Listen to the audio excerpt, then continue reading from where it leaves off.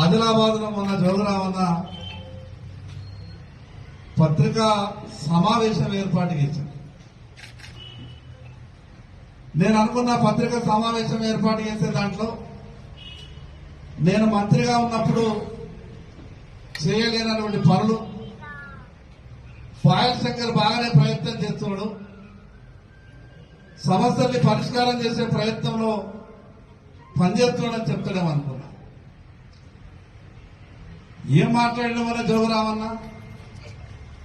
ఏమా పాయల్ శంకర్ ఆదిలాబాద్ ఎమ్మెల్యేగా గెలిచారు కదా, భారతీయ జనతా పార్టీ ఎంపీ నగేష్ గారు గెలిచారు కదా, ఏమైపోయా ఎక్కడి పనులు అక్కడనే ఉన్నాయి, ఏమి అయితలేవన్నట్టు మాట్లాడే ప్రయత్నం చేశారు.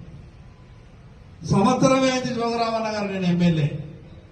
4 సార్లు నేను ఆదిలాబాద్ ప్రజలు ఎమ్మెల్యేగా చేస్తే 5 ఏళ్లు మంత్రిగా నీకు అవకాశం ఇస్తే నువ్వు ఏం చేసినావో ఆదిలాబాద్ ప్రజలకు తెలియదా?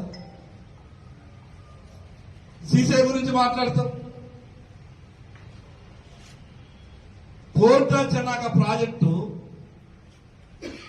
పురుషేశ్వరం కూర్చుండి రైతులకు నీళ్లు ఇస్తా అని చెప్పి ఆ రోజు ఆనాటి ముఖ్యమంత్రి కేసీఆర్ గారు మాట్లాడుతూ మంత్రిగా నువ్వు మాట్లాడుతీవి.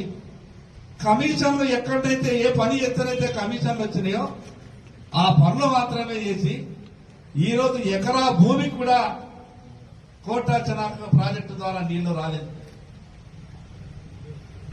భూసేకరణకు ఆ రోజు నిధులు కేటాయించలేదు. ఎకరా భూమి కూడా నీళ్లు వారలేదు.